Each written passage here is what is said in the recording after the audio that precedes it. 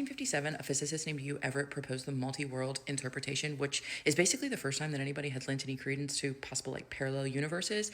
And what he said was pretty much that every decision that you have ever made, you have also made the opposite of that decision, and it did manifest physically, just not here in our tangible world. Now, this wasn't popularized until 1970 by a dude named Bryce DeWitt, but Everett was the first one to propose this. So don't mind him.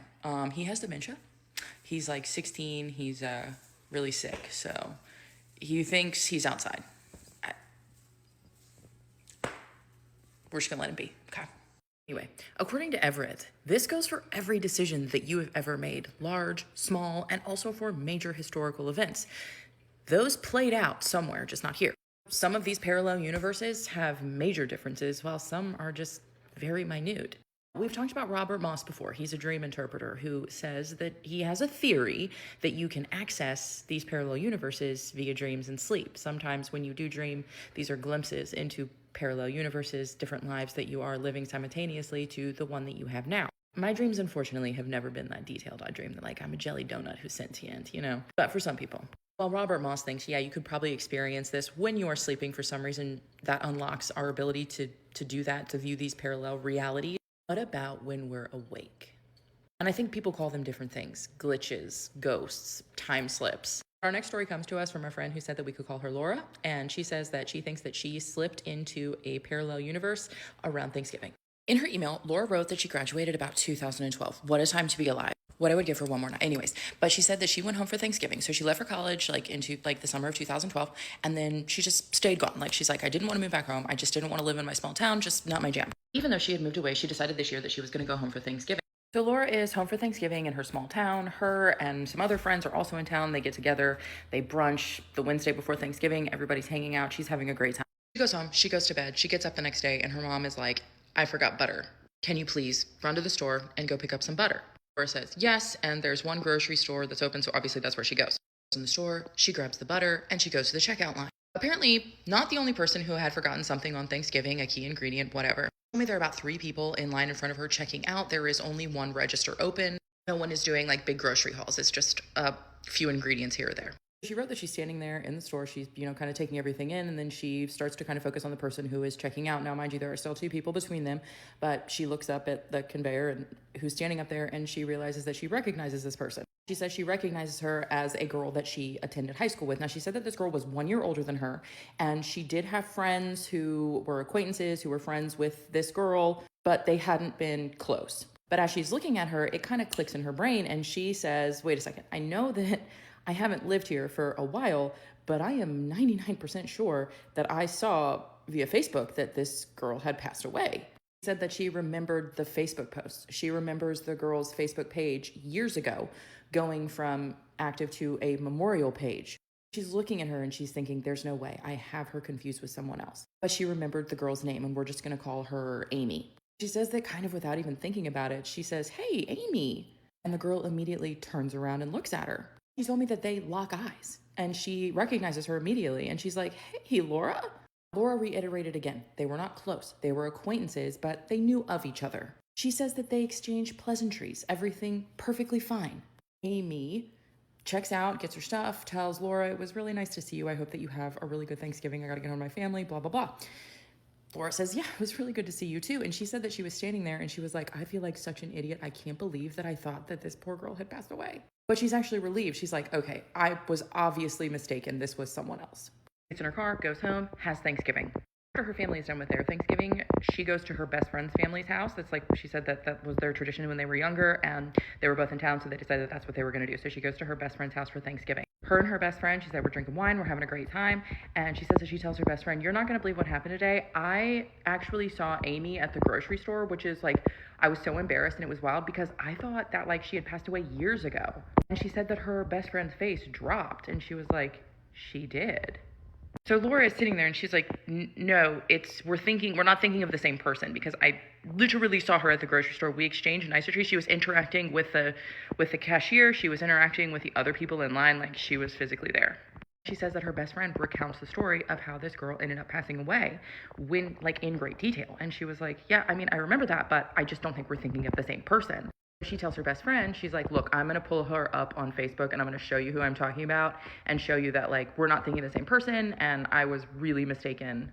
She goes to pull up the girl's Facebook page, pulls it up. It's a memorial page. Amy had been gone for about 8 years at that point. At this point, Laura says that she just like kind of throws her phone and she's shaking, and her best friend is like, it's okay. I think you probably just saw someone maybe who looks like her. And they were like trying to remember, like, oh, did she have sisters? Did she have anything like that? No, she had no sisters. She was the only child, thinking that maybe a sister would look enough like her to, you know, for them to be confused. And then Laura was like, well, then why would she respond when I called her by her unalive sister's name? Like, that would be like weird and sick. But she didn't have sisters. As if to make her feel better, her best friend was like, maybe you saw a ghost. And Laura said that's when it actually became extra scary, because she said she wasn't the same though. She had aged. She had aged as I had aged progressively. Like, she did not look like she was stuck within that same age. Like, she looked like she had a life. She was going home to her family. Next thing they know, her best friend is pulling out yearbooks. She's pulling out yearbooks to look and see if there is anyone who they went to high school with who has the same name, who kind of looks like this girl. But Laura said that she knew that this wasn't going to happen because this girl looked very distinct. She said, the most beautiful set of green eyes. She said that they were green eyes and they were kind of like rimmed with gold and like very dark flecks through them. And it's something that she had always remembered about her, even though they weren't close and they were acquaintances. She said that her eyes were always just so piercing, and she just doesn't think that that could be duplicated. But they went through the yearbook. They looked for anybody who it could possibly be. Small town, she said, couldn't find anyone. Laura, who was not to be deterred and was bound to get to the bottom of this mystery, decides, you know what, tomorrow I'm going back to that grocery store because I'm going to find that cashier and I'm going to ask her if she saw her. I'm going to ask if they have cameras. I'm going to figure out who this person was. Laura goes back to the grocery store. That cashier is not working that day after Thanksgiving. She's in town for 3 more days. She goes back the next day, not working. Goes back her last day there. Finally, she finds the cashier. She goes up to her and she's like, hey, I was in here on Thanksgiving Day and I bought butter. There was a girl in line in front of me and I'm trying to find her. I just wanted to kind of get together with her before, you know, I left. And I was just wondering, did you happen to catch her last name, like on the credit card that she paid with? I think she's been married since I've, you know, moved away. I don't know. She says that the cashier looks at her and she's like, hey, sweetie, I can't just like give out that type of information. So I'm really sorry. And I do hope that you find your friend, but I just can't tell you that kind of stuff. And honestly, good on the cashier, because I think that's what we would all appreciate. Like, imagine if she was like, didn't have good intentions. Laura said that she was just like, okay, that's totally fine. Thank you. She's about to walk out the door. The cashier says, hey, you're saying that you were in here on Thanksgiving Day? Laura turns around and she's like, yeah, and I got butter. That's like the only thing that I needed. Cashier asks her, what time did you come in? Laura says, about like 1:30. Cashier says, you weren't here because we closed at 11. We were only open from 8 to 11. Not wanting this woman to think that she's crazy, Laura just says, I must be mistaken. I'm so sorry. And the cashier says, it's fine. No worries. Laura goes to her car, gets on her banking app. She had paid with her debit card. She's going to prove that she was there and she bought the butter at 1:30 in the afternoon on Thanksgiving. Scrolling through all of her transactions, the processing transactions, the clear transactions, nothing. She goes home. She finds her mom. She's like, Mom, you sent me to get butter on Thanksgiving. Correct. Her mom says, correct. And she says, and I returned with the butter. Correct. And her mom says, yes. At this point, Laura is like, where's the box? Her mom's like, I threw it out. What is happening? Laura doesn't want to tell her mom. She doesn't want to tell anybody else. And she's just like, nothing. It's fine. I just like a rebate or something. I don't know. At this point, Laura says that she decides that she's just going to push this down because she doesn't want to tell anyone else about this. She's thinking she is having some sort of a mental slip. She does not tell her mom. She does not tell anyone in her family. She calls her best friend and she tells her like, oh, I figured it out. It was someone else I had, you know, I was confused. Like, please, like, don't spread the story. Like, let's not tell anyone about this. And her friend's like, yeah, of course.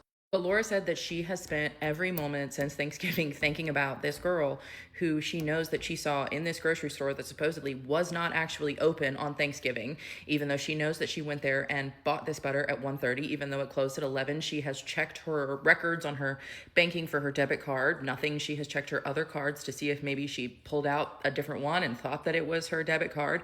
Nothing showing that this transaction happened. The only proof that she had that this happened that day was the fact that her mom said, yeah, you came home with the butter.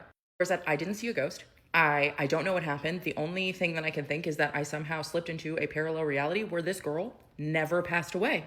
Laura will be reading the comments, but she wants to remain anonymous. She does not want this story to get out or reach like the girl's family or anything like that, which is completely understandable, and I respect that a lot. So she'll see the comments, but she won't be responding. I know what you guys think about that, and have a wonderful day. This story deals with a possible timeline jump. It came from someone named Elizabeth, and she says, I drowned when I was 15, and I still remember every detail 15 years later. She says, I know how impossible that sounds, but I can't make sense of what happened to me. She said today she's 37 years old, but this happened when she was 15 in 2003, and she can still remember every detail vividly as if it happened yesterday. I thought she wrote this in a very eloquent way, and so I'm going to read you this story word for word as opposed to putting it in my own words because I want to make sure that I get every detail correct. This is what she said. Every summer, my dad would take my brother Derek and I to our grandparents' house, my dad's parents, to swim in their backyard. They had a pretty big in ground pool that had been around as long as I can remember. Over the years, it became somewhat of a routine. Whenever school let out for summer vacation, Derek and I would spend a few weekends at their house to enjoy the summer and make use of their pool as much as we could. They had a curling slide that required a ladder, as it was roughly 12 feet tall, and a diving board near the deep end of the pool. To us, it was better than going to a water park because it was private, secluded, and fenced in. Pretty much a dream come true for any kid who loved to do a cannonball from a running start. I should preface this by saying Derek and I were, and are still, excellent swimmers. It was in that very pool I learned how to swim as a kid and kept improving the more time we spent there. The day in question was just like any other. Derek had just gotten out of the pool to dry off and resumed playing Pokemon on his Game Boy. There were pool chairs and tables lined up on the side, and I distinctly remember Derek sitting on the far corner as I stepped up to the diving board. Before I jumped in, I remember looking at the sky and seeing storm clouds approaching. They were exceptionally dark in some areas, so I figured I'd take one more dive before it started to rain. I jumped in, hit the bottom of the pool, and remembered inhaling from impact, maybe a natural reaction at the time. I'm still not sure why I recall doing that. I wasn't an idiot when it came to swimming and never had any issues diving before. When I opened my eyes, I half expected to find myself coughing up water at the surface, but I didn't. I didn't see anything except darkness. Not just darkness, but pure, unfiltered black in every direction. I distinctly remember thinking, that's weird, are my eyes still closed? I reached out my hand but couldn't see it. I felt myself moving and even felt myself blinking at one point, but I still couldn't see anything, which in hindsight should have freaked me out. But it didn't. In fact, it was the calmest and most relaxed I'd ever felt in my life. It felt like I was floating, but there was no weight to my body, at least not that I remember. I could still feel the sensation of my arms and legs, but I didn't feel anything beneath me, and I accepted it without any fear or worry. I didn't feel any pain, I didn't feel an ounce of fear, but I remember thinking, or maybe even saying out loud, so, this is what death feels like? Feels kind of nice if it is. I can't remember the last time I ever felt so calm. It was half a joke, half acceptance. So the sensation of floating without a care in the world lasted for what only felt like a few minutes, long enough to take in every sensation and notice how odd it was that I couldn't see any part of myself, no matter how many times I put my hands out in front of me. Suddenly, all the blackness started flickering pink and red in the distance. It was subtle at first, but then that's all I could see, a reddish pink glow, and that's when my eyes actually started to hurt. All I can say about what happened next is that I felt like all the pain and fear I should have been feeling hit me all at once. My throat hurt, my stomach hurt, my head hurt, my eyes hurt, and I could feel my body laying on a rough, hard surface. I opened my eyes, remembering how odd it was that I suddenly could. When I did, I didn't see black anymore. I saw bright blue in almost every direction, which I eventually realized was the sky directly above me. There were no clouds, no storm approaching, nothing. It was a normal, regular, sunny summer day, except I wasn't in the pool anymore, and Derek wasn't in the chair with his Game Boy. I coughed up some water, but not nearly as much as I expected.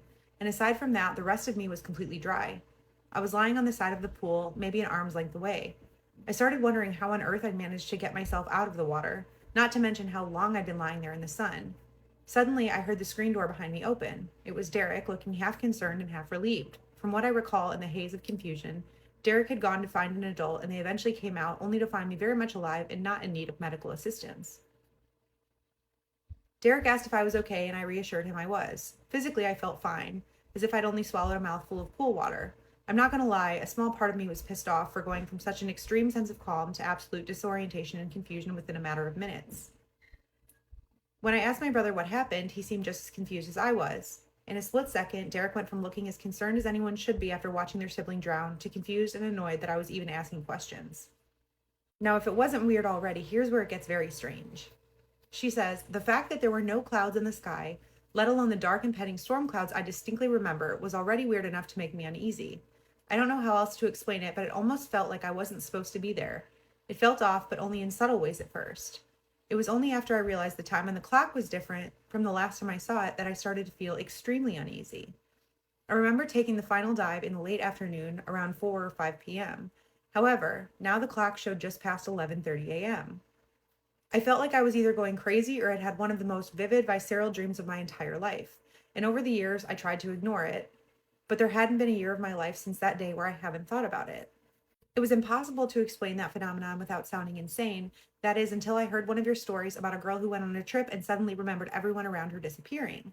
Her account of looking everywhere for her friends, only to find them back at their cabin, acting as if she hadn't been missing for an entire day, compelled me not only to share this story with you, but also start piecing together some of the missing parts on my own.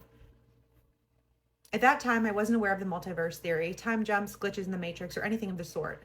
But now that I've heard more stories of people having similar experiences, I can't help but question whether that period of floating in darkness was me slipping into the nearest timeline. Not everything matches the original, of course, but it's close enough not to make me feel like an outsider in my own life story. When I heard about the story of that girl on that trip, it made every memory of that day come flooding back. I decided right then and there to call my brother and ask him directly if he ever remembered me drowning when we were teenagers at Grandma's pool. I'd already warned him beforehand that what I was about to ask him was going to sound insane, but to please go with me on this. He paused for a moment on the phone and said, no, I think I'd remember something as traumatic as my sister drowning right in front of me. But the thing is, in that previous timeline, he did watch me drown. He was the only other person in the area when it happened. It's a detail I will never forget as long as I live. I can't remember which adults were in the house when it happened, but there was definitely some kind of supervision. The adults, like my grandparents, would usually be in the living room whenever we swam, only occasionally coming outside to check if we needed anything. The majority of the pool was visible from there. A large sliding glass door took up more than half the wall, so making sure we were okay usually didn't require more than a quick glance. Even when the glass door was closed, the pool was close enough to hear anyone outside. I know full well that none of the adults in that house would have left Derek and I unsupervised, no matter how much trust they had in us or how skilled we were at swimming. Which begs the question, why was nobody else except Derek there before I jumped off the diving board?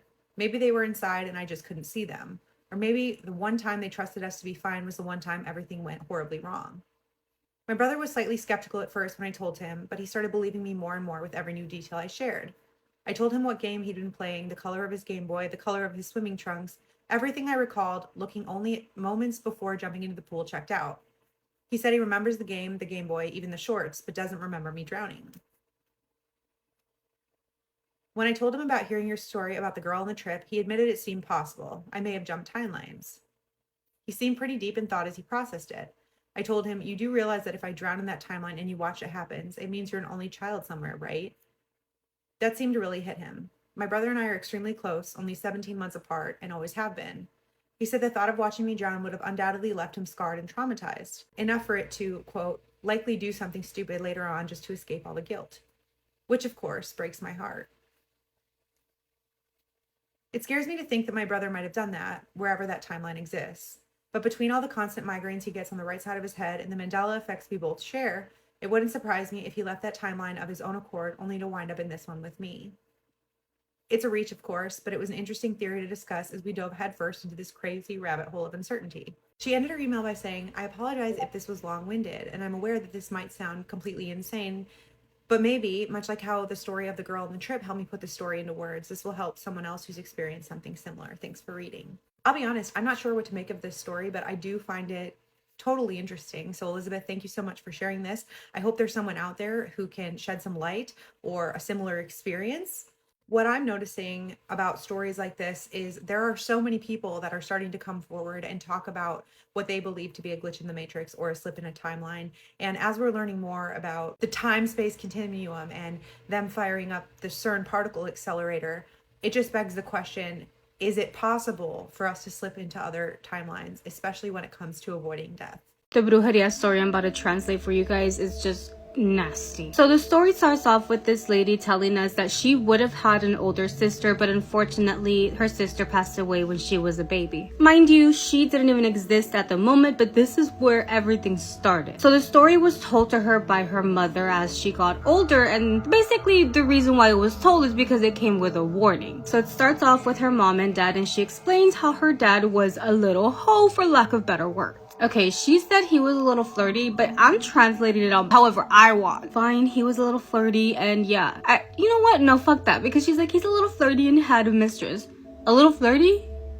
and had a mistress? No. Anyways, moving on. The mistress was really mean to her mom, and it was because she hated the fact that, her mom was married to the dad and she was just a side piece. She explained to her that that lady was so mean to her mom that there was one occasion where she was walking down the street and it was the mistress and the mistress family who started throwing rocks at her mom, all while she was pregnant with her older sister. The mom explains that she couldn't defend herself. She didn't want to defend herself. She just wanted to get away from the situation because, again, she was pregnant and she didn't want it to affect her pregnancy. So the mom ends up having a very healthy baby girl. And unfortunately, when the baby was around 3 or 4 months, she started to get sick. They end up taking the baby to a hospital because at that point the baby wouldn't eat anymore. She wouldn't drink any milk. And when they did some analysis, they checked the baby and they couldn't find anything wrong with her. Because that baby had eventually stopped eating and was deteriorating, she did end up passing away. So baby passes away and 2 years pass when the mom gets pregnant with the lady who's telling us the story. She's born healthy and the mom still had her older sister's clothes. She never got rid of it. So she ended up using that clothes on her now 2 years later. She has the same crib. She has everything that she can still use on her. And unfortunately, she also started to get sick in the same way that her older sister got sick. At the time, the mom had this neighbor who had become a friend and is actually the godmother to the girl telling us the story who, she started telling her, oh my God, I think it's happening again. And the godmother, she's like, no, you need to go get her checked. This cannot be happening again. This is weird. It shouldn't happen 2 times. And that's when the mom tells her, no, I took her to the doctor already. They tell me she has nothing wrong with her. And that's when the godmother, the neighbor, was like, no, I'm not telling you to take her to the doctor. I'm telling you to take her to somebody else. Unfortunately, the mom's like, I don't know anybody who does this. Can you help me? And thankfully, the neighbor's like, yeah, I have an aunt who is a witch. When they go to the witch tells the mom that it is a lady who's doing this to her. She starts describing her looks, and the mom realizes that it is the dad's mistress who put brujeria on her. The witch explains to the mom that the lady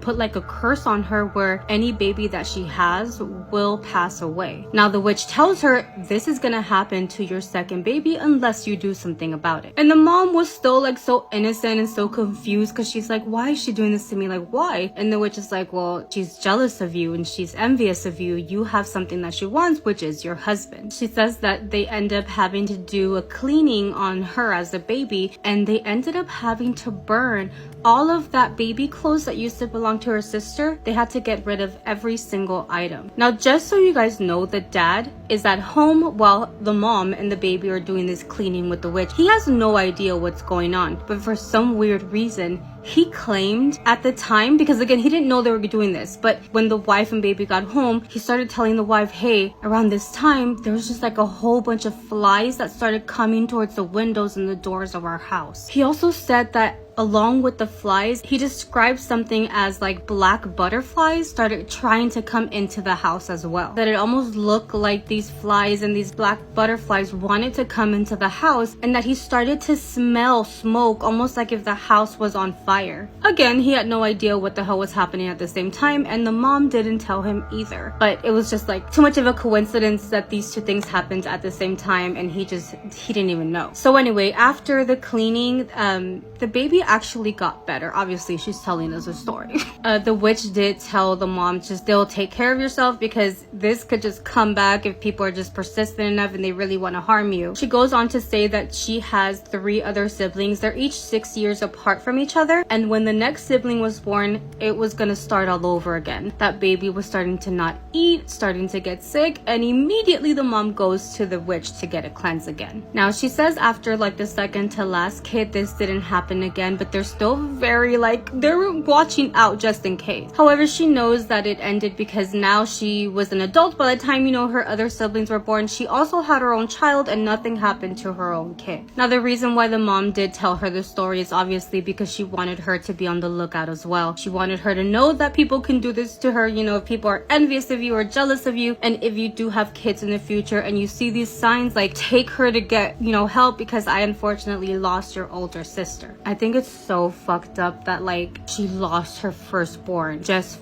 for brujeria just because someone was envious of her. Judge me if you want, okay? Judge me if you want. This already happened. So what I'm about to say, it could be kind of fucked up, but why the fuck couldn't she just do brujeria to get the guy to go with her? Like, why the fuck do you have to destroy a whole woman with her baby? Like, why? I mean, I'm not saying go and do it, but I'm just saying if you're gonna do it, why the fuck are you doing it to someone who don't give a fuck about you versus the person that you want? Like, fucking take him. First of all, I wouldn't even want to be with him. I don't know how the mom stayed with him and had 3 more kids with this dude who basically created chaos. Now, I'm not saying he told his mistress to go and do this, but if he wasn't such a flirt, maybe he would still have his older daughter. I never understand women who go to other women instead of the dude who's like doing the wrong thing. Let me know if I'm wrong. If you don't believe in it, it's okay, but I'm just saying, like, what the fuck? Hello and good morning. It is story time.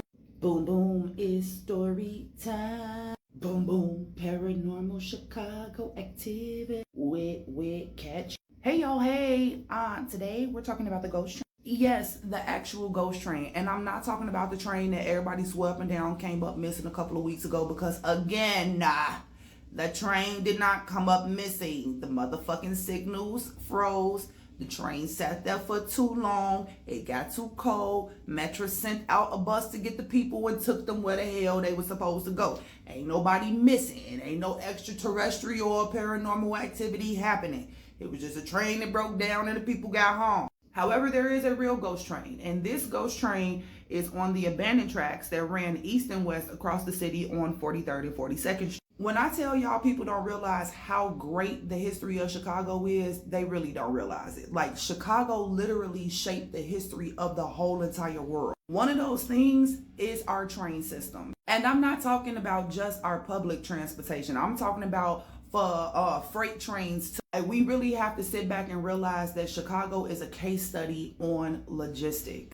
And why that is because Chicago is sitting in the best place for exporting and importing. I talked about this before, but you know, it's new people, so let's talk about it. Where Chicago is, we have access to the whole entire world via the water. Somebody gonna pull up a map and be like, no, y'all landlocked. No, actually we're not landlocked. There's this thing called the Great Loop, which is literally a loop of rivers that will literally take you to the Pacific Ocean, the Atlantic Ocean, and down to the Gulf of Mexico. Chicago sits on a lake where the waterways literally take us up to Canada and Greenland, Iceland, all of them up there. Yeah, our water lets us go up. Chicago is not landlocked in no way, shape, form, or fashion. Now, take the fact that you can ship more things on an actual cargo ship than you can on a train, plane, or bus. So yeah, Chicago is the hub. Now, we got all this stuff coming in on boats, and we got to figure out how the hell we gonna get it to the rest of the world.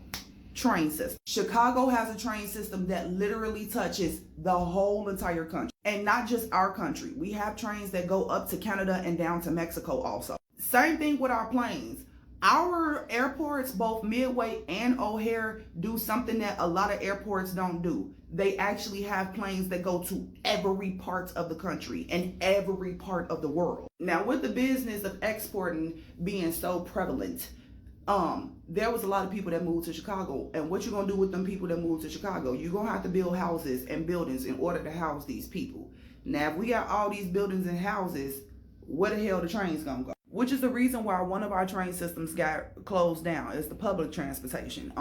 The Green Line actually spanned way more than it does today. At one point in time, there was another branch of the Green Line that stretched east and west across the city, running on 43rd and 42nd Street. This was taken out because it was taking up too much space from residential areas, and on top of that, like the maintenance, trying to keep the overhead train system going, it was not working for them. The final nail in the coffin was when there was a very bad train accident. The train derailed, crashed down to the ground, people died, people was injured. It was a travesty. The CTA tried to keep on going from that, but they could not bounce back. After that last train incident, it was just crazy stuff happening all the time on that line. The brakes on the cars engaging out of nowhere for no reason. Train signals is changing, and literally trains about to collide with each. CTA said, you know what?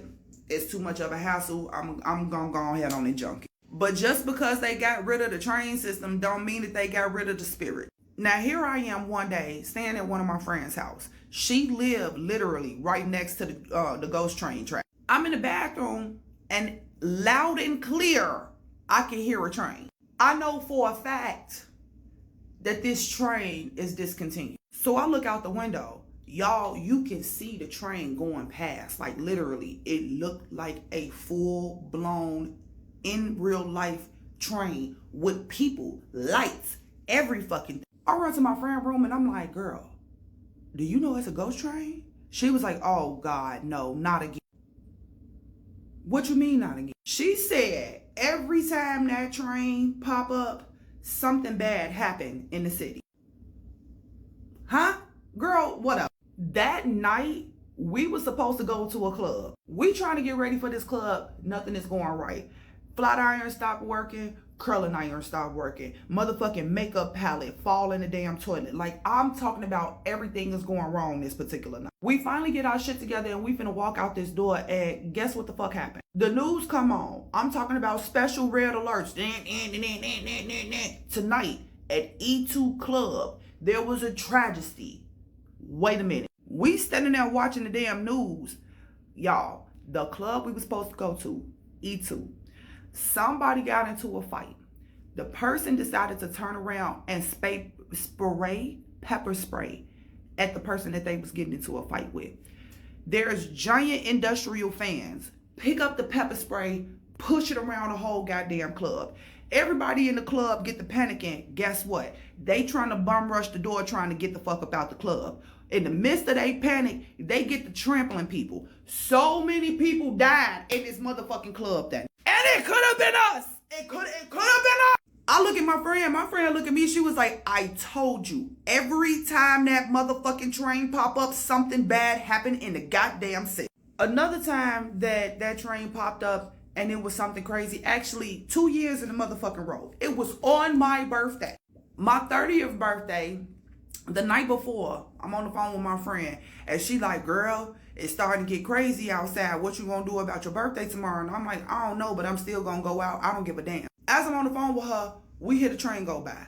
The first thing that come out my mouth is, not today, Satan. Not today, Satan. Tomorrow is my birthday. You couldn't bring chaos to the city until after my birthday. What I did not know was that the chaos was going to be the George Floyd riots. Baby, I lived over east next to the mosque with the motherfucking Muslims. When I tell you these motherfuckers was on top of the mosque and the goddamn stores that they owned with guns, they wish a nigga would come and break into they shit. Riot where? Not here. Go there, bitch. The second time this train popped up was on my 31st birthday. My birthday is May 31st, usually on Memorial Day or Memorial Day week. My godmother has a barbecue. The day before my godmother's barbecue, I'm at my friend's house. We hit a ghost train. But not only do we hear it, we see it. Now, we sitting on her balcony and we drinking. So a part of us was like, is that real? Is it not? Are we the Lulu? Girl, you know what the fuck it is. What the hell finna happen now? Here come the day of the damn Memorial Day barbecue. We done got through the whole entire barbecue. No problem. We getting ready to come home. I'm walking down the stairs, not trotting, not jogging, literally walking and taking my time. I step off of the last step. Guess what the fuck happened? I damn near break a bone in my foot. No, I did not twist my foot. No, I did not step on nothing. No. Literally just put my foot on the ground and the pressure of my foot on the ground cracked the bone in between my damn foot. Now here I am in a hospital that night and the motherfucking doctor sitting up here talking about something. How did you break this part of your foot? Did you kick something? No, please. I wish I did. I'm ready to kick something now. What you gonna do to my foot? He said, oh, you're gonna have to be in a cast for 2 weeks. My birthday is tomorrow. He said, okay, what that mean? I'm supposed to be going bowling. He said, well, you not bowling because your foot is almost broke. Bitch, don't you ever tell a motherfucking Gemini what she cannot do. Don't you. When I tell y'all I took them 1,200 milligram ibuprofens and took 5 shots of motherfucking tequila, I went motherfucking bowling. I sure did. Don't tell me I can't do something, especially on my birthday. I paid for it the next day because my shit was in pain. But bitch, I had fun that night. Ain't no ghost train finna stop this. Story time about a woman that did a vanishing spell that completely ended up ruining her life. We're gonna call her Marisol. She would like to be anonymous. Marisol was living in the small apartment with her 3 sons. She had 2 boys that were under the age of 10, and she had an older son that was about 19 years old. Let's call him Daniel. They didn't live in the best neighborhood, but they were safe. Everything was fine until one day they had a new neighbor move in right next door. We're gonna call the new neighbor Sabrina. Sabrina was about in her like mid to late 20s. From the moment Sabrina moved in next door, it was complete chaos. She was constantly throwing parties left and right.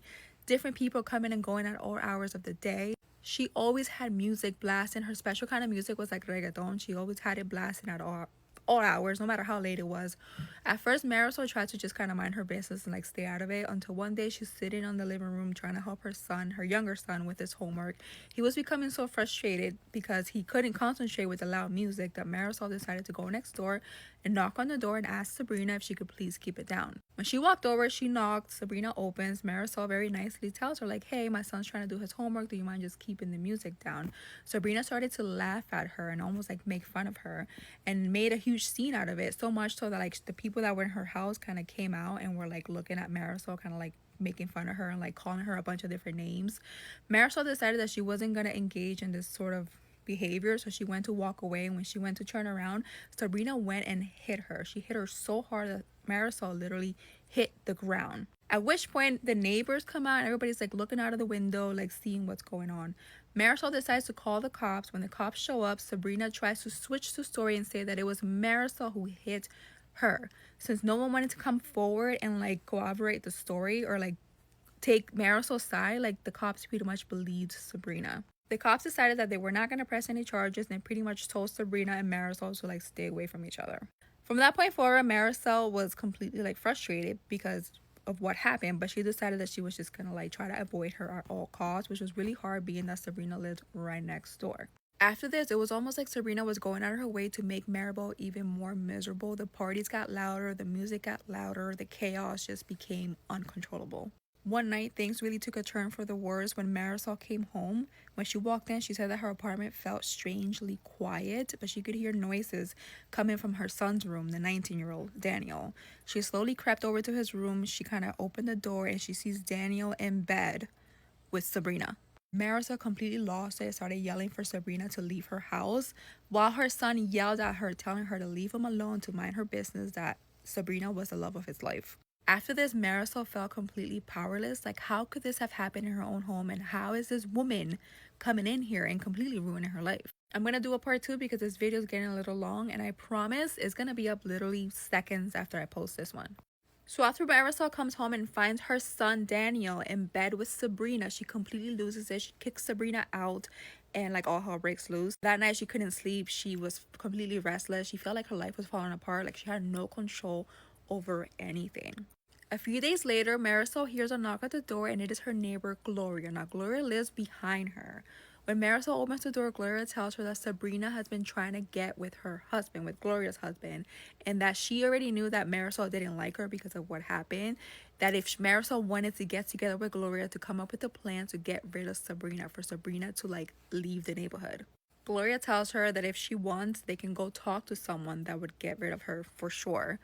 Marisol has never really believed in brujeria and any of that stuff, but she was pretty desperate, and Gloria made it clear that whether Marisol was involved or not, that she was going to go ahead and do it anyways.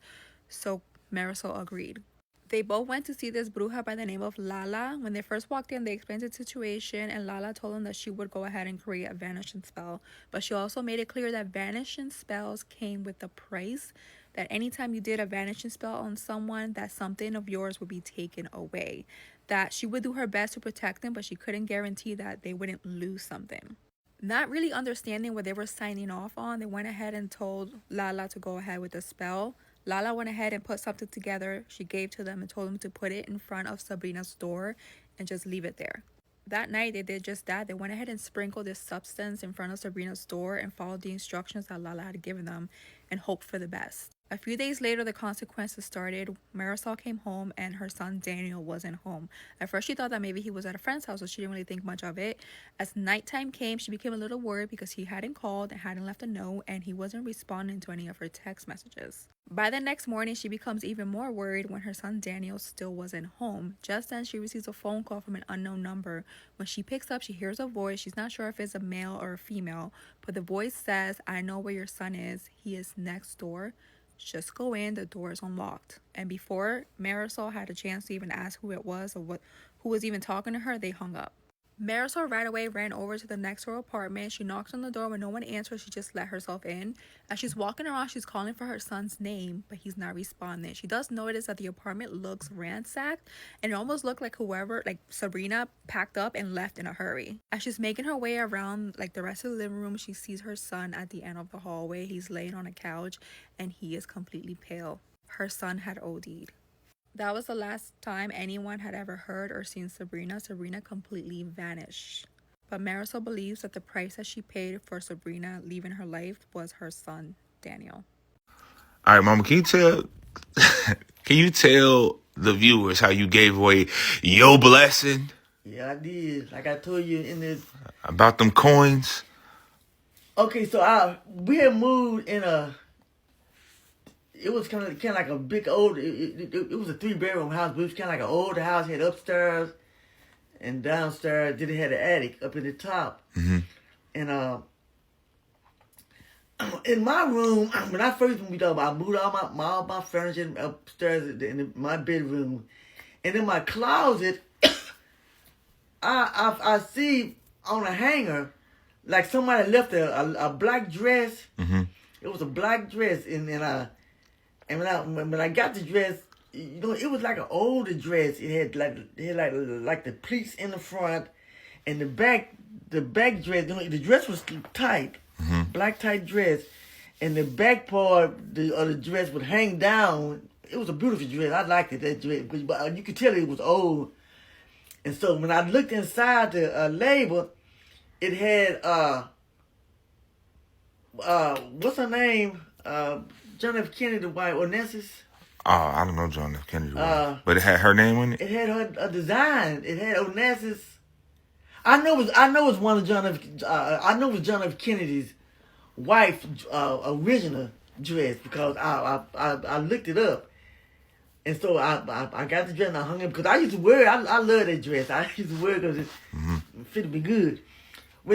Anyway, so, and as I was putting my stuff in my closet, I see some of the paneling had moved back, and I looked down, and I see a little brown string about this long, and I looked and it was like it was stuck up behind the wall or something. In my closet, and then when I pull it out, I see this little brown pouch, and I said, "What is this?" And when I got it, I opened it up, and I pulled, and it had like 10 coins in there, 10, and these was old coins, like they was dated back in the 15th century. Like the Romans, like Pontius Pilate, looked like there was his face on one of the coins, on some of the coins, but it didn't look like the money.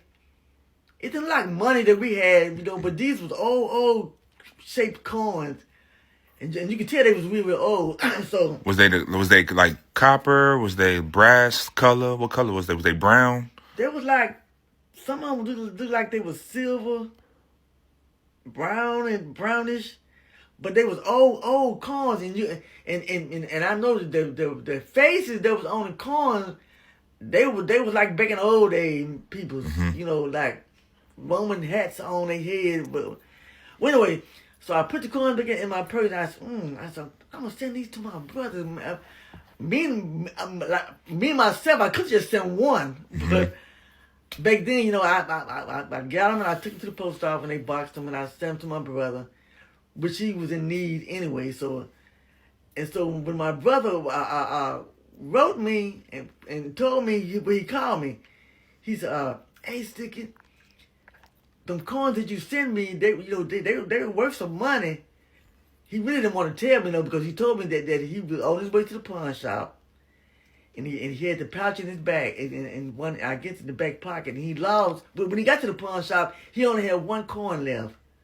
The rest of them had fell out, I guess. And so when he took the coin out, he showed the coin to the pawn shop man, and the pawn shop man got the coin. He said, "Where did you get this coin from?" He said, my sister had mailed me these coins, and I want to know what can I get for this." And the pawn shop, he said, the pawn shop man went back and got this, whatever they just look for, look to see how much it costs. He said automatically the pawn shop man told me, he said, "Well, you know what? I can give you $11,000 for this coin." $11,000. My brother said he said $11,000. No, first he said $10,000. He said, "I give you $10,000 for this coin." And I guess he thought my brother would say it wasn't enough. And my brother said, $10,000? And he said, "Well, 11,000."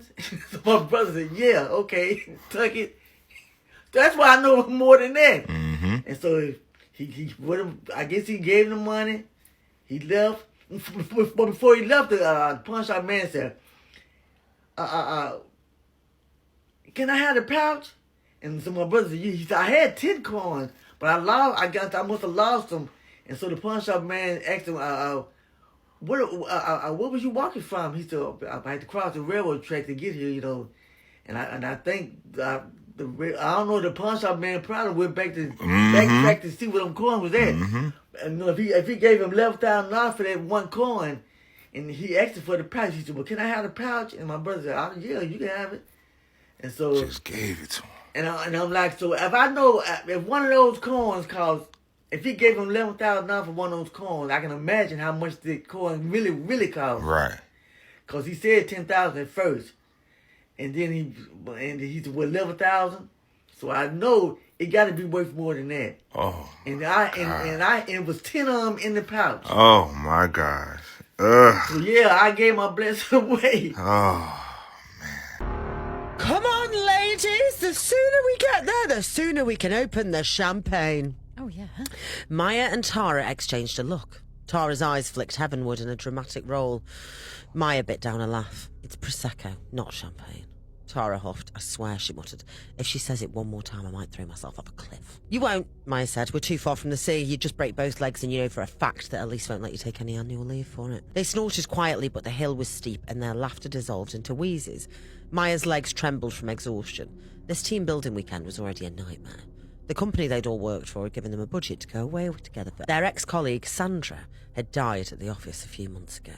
Maya had found her, and the company was worried that all three of them were traumatised, so voila, a cheeky long weekend to fix everything. However, all she'd seen of this incredible island getaway so far was Elise's Titanic-sized backside pumping up the hill. Oh, wow. 2 determined watermelons stuffed into khaki cargo trousers, and those revolting green hiking boots still pristine and stiff. Elise, head of HR, had decided that this weekend required her leadership too. She'd even written a brochure. Bonding, leadership, skill building, unplugged fun. Maya would rather shove the brochure up her ass than unplug with Elise. She paused, taking a long drink from her company logo water bottle. The view should have been soothing, cliffs tapering into black rocks, the sea churning white below, but then she saw their boat already shrinking into the horizon. "Great," Tara murmured beside her, "completely and utterly abandoned. I hope there's a crazy murderer out here to take her out, then we might have some fun." "Come on," Elise called again, waving them forward. When they finally reached the cabin, they couldn't believe their eyes. It was completely gorgeous. Aww. Too gorgeous. Warm blonde wood, thatched roof, windows glowing with firelight. Wow. Amazing. I want that. Maya breathed. "Christ, this is like a fairy tale," Tara added. Elise clasped her hands. "See? That's worth the hike, isn't it?" But no one asked the obvious question that they should have done. Who lit the fire? Later that night, the three women chose their rooms. Maya had decided that she definitely had the best one. A huge king-size bed, mattress that was marshmallow soft, and a beautiful small window that looked out onto the sea. Oh. She was transfixed by that view for a few minutes. As the sun was setting, the light bounced off the water. There was nothing out there but... Oh, actually... No, she was wrong. There was a boat. Tiny, like a rowboat, so small it would probably only fit a couple of people in it. Right now, she could see one, stood up in the rowboat, arms by its sides, staring straight ahead. At her? She watched the boat for a few minutes, goosebumps lining her arms, because even though she knew that she, Tara, and Elise had the whole island for the weekend, that boat looked like it was coming closer. That evening, they made homemade tomato soup with massive hunks of freshly baked sourdough, which Elise had made. Maya and Tara begrudgingly admitted that it was delicious, and Elise beamed. They drank wine and chatted amicably, but eventually they got bored, so they decided to start the team-building activities early. 2 truths and a lie, Elise proclaimed. Maya grabbed a floppy felt hat from the coat rack. Perfect for drawing our papers, Elise chirps. Let's get vulnerable, ladies. I don't want any my favourite colours are or I prefer Sainsbury's to Tesco. I want the proper, real, deep, dark truth. They tore paper from a notepad and scribbled their entries. The fire cracked warmly, but every now and then it hissed, as though damp wood smouldered beneath the clean, bright logs. Maya dropped her folded slip into the hat. Elise did the same with a theatrical flourish. Tara tossed hers in last, brushing her palms together. All right, Maya said, who's pulling first? Before anyone answered, the cabin lights flickered. Tara gave a nervous laugh. Very atmospheric. Old wiring, Elise said briskly. She reached into the old hat, pulled a slip and unfolded it. 1, I hate boats. 2, I have a twin sister. 3, I've killed someone. Maya frowned. Who says this? The last one's a bit dark, isn't it? Very funny, Tara, Elise said, placing the paper on the floor. I know you have a twin sister. I have all of your emergency contacts back at the office and I know them off by heart. But I could have sworn earlier that you said you loved boats. Huh, I do. Elise laughed nervously. But then that means that you're telling the truth about killing someone. Tara shrugged, and Maya's whole body went cold. Maya was about to say something, but she heard a noise like nothing she'd ever heard before. It was a raspy breath, a death rattle. It was coming from behind her. She turned slowly and squinted into the dark corner it was coming from. She saw 2 eyes peering out from the coats piled on the coat rack. She jumped up on the sofa. She remembered the figure she'd seen on the water as she watched the figure scuttle out of the coats and into the kitchen on all fours. Oh, jeez, no. It looked like Sandra? Maya whispered in a trembling voice. Tara stood up and walked towards her, rolling her eyes. She thinks she's here to warn you. She's always a bloody goody two-shoes. I'm hoping that once I get rid of you, there'll be no one else to warn and she'll piss off. Tara pulled a knife out of her back pocket. Elise! Maya shouted. Elise, help me! Tara stopped walking but laughed. You really think she's going to help you? Maya looked over and saw the grotesque vision of Elise. Lips blue, tongue swollen and hanging out of her mouth. How? She was fine a minute ago. Tara inspected the knife, looking bored. She was a ghost, Maya. God, you're so thick. I've no idea how you ended up second in command of the HR department. I killed her as soon as we got here, hours ago. Her spirit, however, has been harder to get rid of than I would have thought. And as for Sandra, well, like I said, I'll just get rid of you and hopefully there's a big HR department for you all to run up there and you can leave me alone here in the real world as the boss, she said proudly. Are you telling me that you're killing us all so that you get a promotion? That's right, Tara nodded, as if it was a completely normal thing to happen. Now, I hope you booked your annual leave for this absence you're about to take. Oh my God. As Tara walked towards Maya, she saw the spirits of Sandra and Elise stood behind her, waiting.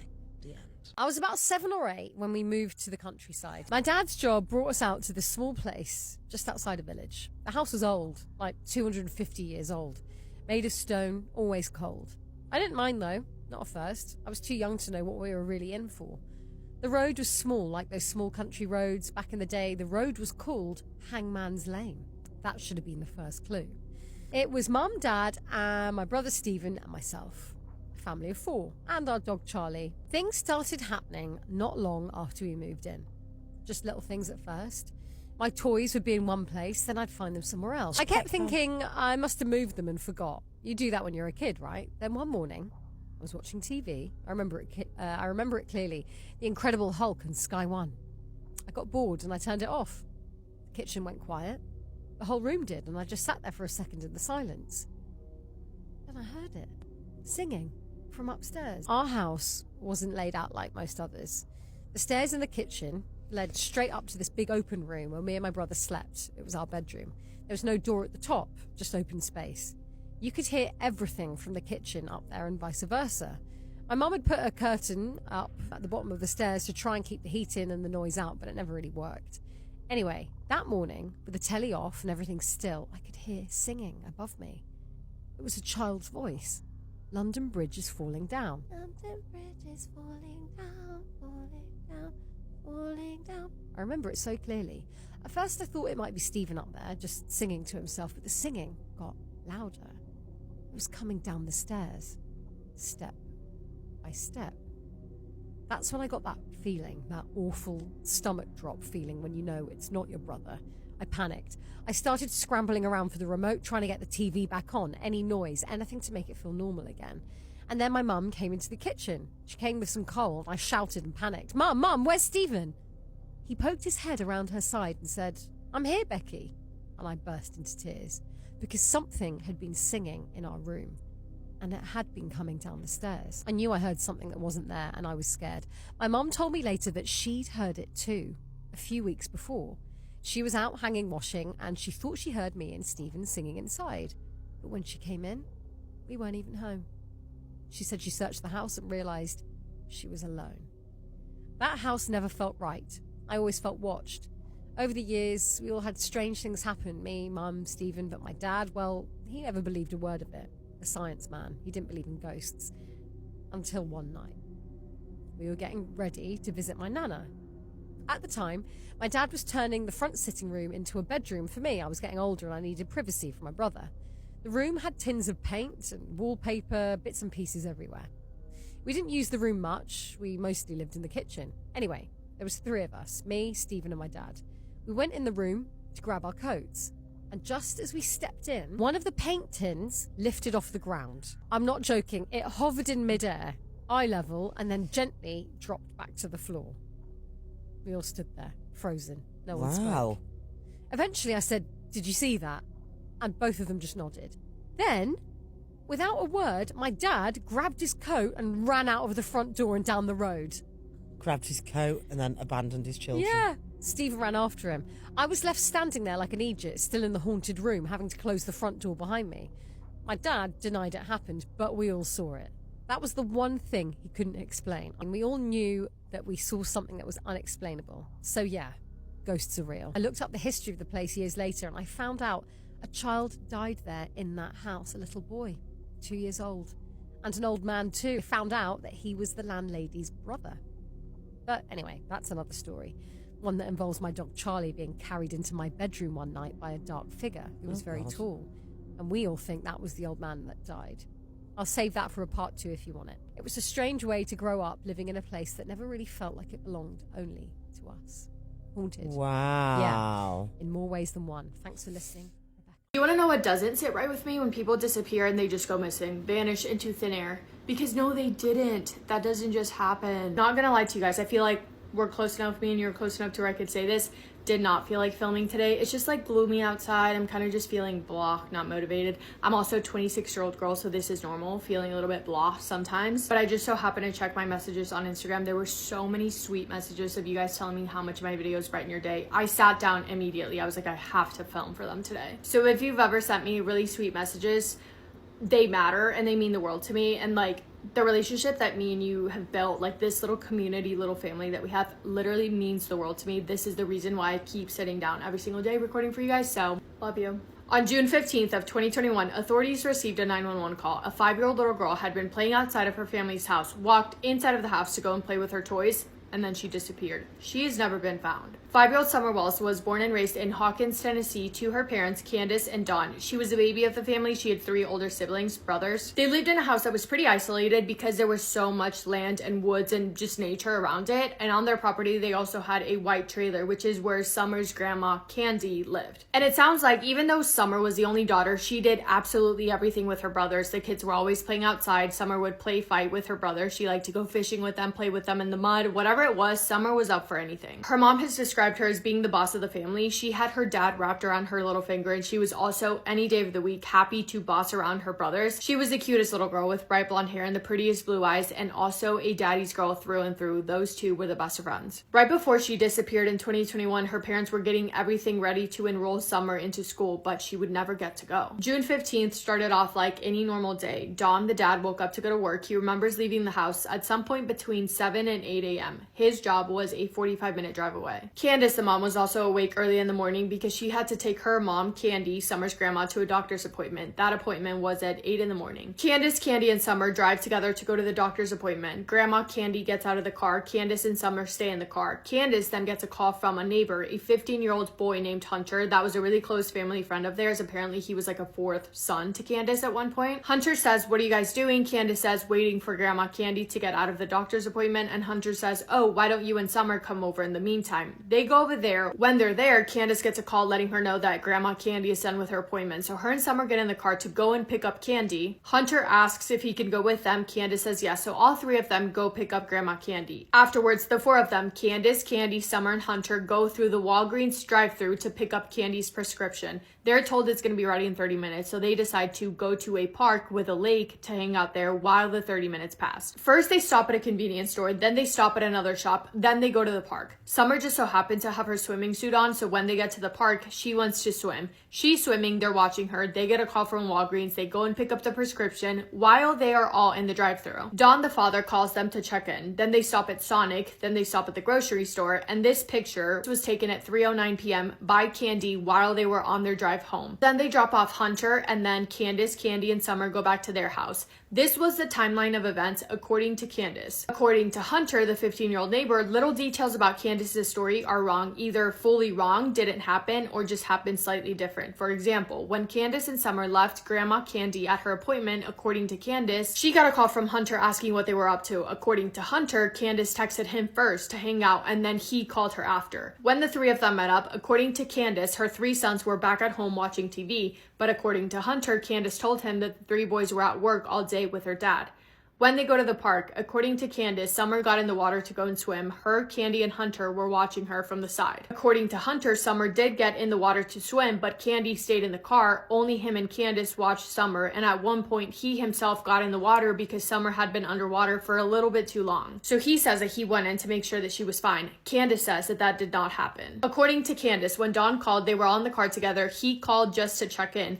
But according to Hunter, Don didn't just call to check in. He called to tell Candace about a strange man that had been wandering their property for about a week and had become an issue because he kept trying to talk to and bother the children. And by the way, Don has said that Beach Creek wasn't what he would call a safe place to live necessarily, saying that there are certain groups of people that think they just own the town and do whatever they want to do. He's also said that they had previously had issues with people stealing things from their property, even sometimes stealing their dogs. There's a few other things that differ in their stories, but I'll just say one last one. According to Candace, on their way home, they stopped at the grocery store for 5 to 10 minutes, but according to Hunter, they were at the grocery store for an entire hour. So those are the two versions of events of what happened in that morning and into the early afternoon. Now, according to Candace, after she dropped Hunter off and got back home with Candy and Summer, she unloaded the groceries. They hung out for a little bit, watched TV, because remember, she said that her three sons were at home, so they hung out until Candy wanted to go outside and plant some flowers. Summer and Candace followed her outside to go and help her. They did that for like 30 to 40 minutes until Summer wanted to go back inside of the house to go and play. Candace says that she watched Summer go inside, but by the time she went inside, only a few minutes later, she didn't see Summer inside. Her sons told her that Summer had gone down to the basement to play with her toys by herself, but Summer wasn't there either. Actually, Summer was nowhere at all. Candace saw her walk inside, followed behind her shortly after, and then could not find her anywhere. Not upstairs, not in the basement, nowhere. And she didn't think that she would have just wandered off into the woods by herself because, well, for one, Candace and Candy were outside only for a few minutes before they noticed that Summer was gone and they didn't see anything. Summer was also scared of the woods, so she just simply would not have wandered off into the woods by herself. She was scared. Candace panicked immediately. She then called Don to tell him that she couldn't find Summer, and then they both called 911 to report her missing at 6:30 p.m. While they were waiting for the authorities to arrive, Candace got in her truck and started driving around looking for Summer. She had no luck. She then walked over to the neighbors to ask if they had seen her. They hadn't, while the boys walked down to the creek to see if maybe she had walked down that way. She hadn't. By the time that Don got home, but before authorities arrived, a group of neighbors had already gathered to start walking through the woods to look for Summer. Don says that as soon as he got home, he had a gut feeling that Summer had been abducted, that somebody had taken her. He just knew it in his gut. He thought that if Summer had gone down to the basement by herself, whoever took her would have taken her through the back door in the basement because that was the only door they could have gone in and out from without anyone seeing them. But if she was taken, first of all, the three boys were home. Inside the house, they didn't see or hear anything. Candy and Candace were outside and they didn't hear or see anything. There was also no signs of forced entry, but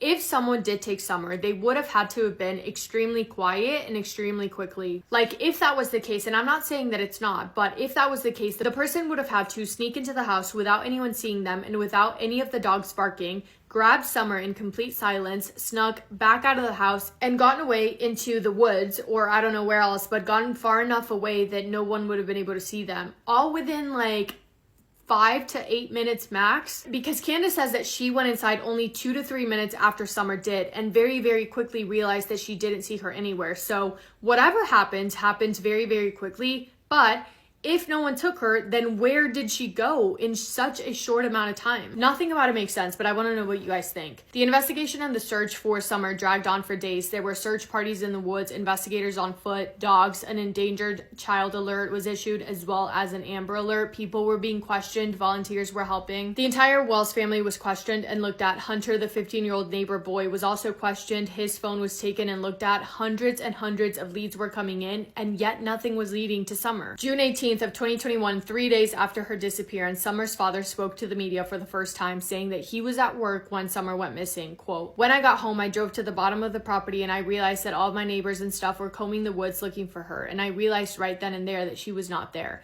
I knew right then and there that she was gone, because she would never leave on her own. Somebody had taken her," end quote. When cadaver dogs were taken to the property to follow Summer's scent, they alerted to her scent from the back door of the basement, down a ravine, down to the main road, where they lost the scent. Learning that only made Summer's parents think even more that she did get abducted, thinking that somebody could have parked their car on the end of the road, walked up to the back door of the basement, taken Summer, walked back down the road to their car, gotten inside of the car, and left. A neighbor also came forward to say that about an hour and a half before Summer was reported missing, she heard a loud scream, what sounded like an animalistic scream, but not from an animal. But still, by July 2nd, the following month, authorities made an announcement that they had received no solid leads from the over 750 tips that were called in. 6 weeks after Summer disappeared, her 3 older siblings were taken out of custody of her parents by CPS. The exact reason as to why remains unclear, but Don, the father, has spoken out about this, saying that he was glad that the boys were taken, primarily because their house didn't feel safe anymore, especially with people showing up either from news stations or whatever the case. He said there were too many strangers surrounding their house constantly, and said that he wasn't comfortable with his son staying there. He also admitted that since Summer disappeared, their family really took it hard, obviously, and they'd been really struggling to cope with it, and he found himself feeling like he was going off of the deep end, knowing that he wasn't taking care of the boys in the ways that he should have been, because he was in a very, very dark mental state. It was his opinion that the boys being taken by CPS was in their best interest. We also do know that Don's criminal record is not completely clean. Less than a year prior to Summer's disappearance, Candace had filed for an order of protection against Don, not only for herself but also for the children. That happened after they had an argument. It escalated, got pretty heated. For that, Don was arrested, but eventually Candace dropped the charges against him altogether a couple of months before Summer disappeared. In October of 2021, 4 months after Summer disappeared, her dad, Don, was arrested for and driving. He went to jail for that, but was released the following morning. While he was in jail, he wrote a letter addressed to Summer's kidnappers. The letter reads, quote, "To the person or persons responsible for kidnapping Summer, not only have you broken Summer's heart and taken her away from her mother and her father, whom love her very much, but you've ruined her chances to become educated, ruining her life. You've also broken the hearts of her father and mother and brothers, and in the midst of it all, the commotion ruined our lives. You see, the public blames us. I don't know if we will ever find employment again. Nobody will hire my wife, and we've been fired from a job that I've had for 13 years. We may end up losing everything. When you took our little girl, you took our very lives. Why don't you give our little girl back before God's wrath descends you? You've broken many hearts, and more especially an innocent 5-year-old little girl's heart. God will hold you accountable for this crime unless you do something to make this right. Please do the right thing and turn our daughter over to the authorities. We're begging you with all of our hearts. Please do the right thing." To this day, Summer Wells has never been found. The most recent update I could find was from this past month, November 2025, and it was that authorities followed up on a lead in the case about 10 miles away from Summer's family home on November 13th. Other than that, the only thing we know is that the Tennessee Bureau of Investigation is still looking into the Summer Wells case. This is an age progression picture of what Summer would have looked like. Anyone with information is asked to call 1-800-TBI-FIND. So here's the thing. Every single case coverage that I've heard about this case, everyone really breaks down the timeline of what happened the day of, which makes sense because that's all that we have to go off, and there are inconsistencies in Candace's story and Hunter's story, but as far as theories go, I'm not sure what they are. Do you know what I mean? Because like I see the inconsistencies in their stories. I see that something is weird. I know that a little 5-year-old does not just vanish into thin air. I just don't know what could have happened. Something happened. There's no question about that, because where is she? I don't know. This case is highly requested from you guys. I also wanted to make it because I want to know what you guys think happened, and I will never lose hope on anyone being found. We've seen people being found 15, 20 years after they go missing, so I will always continue to believe. I choose to believe that people are still alive if they are still missing, for the family's sake as well, but I do want to know what you guys have to say about this case. It's a very uneasy one for sure. Anyway, thank you guys for hanging out with me today and for listening to Summer's story. I hope you guys are having the best day. If not, go do something to make it the best day. I love you guys so much more than you would know. And I will see you in my next video. Massive kiss on the forehead to every single one of you. Scary story time, the black-eyed children, while I make slime. Yes! The fact that I've been scared of the children with the black eyes forever, and I get sent a story time like this, it's kind of creeping me out. Mackenzie had just moved into a new apartment. Oh nah.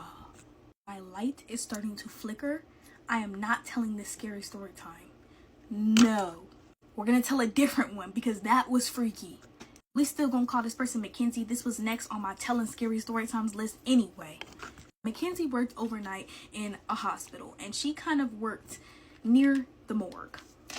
Her family had always told her it's not really good, the fact that you work next to the morgue, but she never listened because she never had any problems with it before, and this was her 14th year working near the morgue. One day she was by herself. She was on call by herself, and she's sitting at her desk like she always did when she heard kind of a noise down the hallway, and down the hallway was the morgue.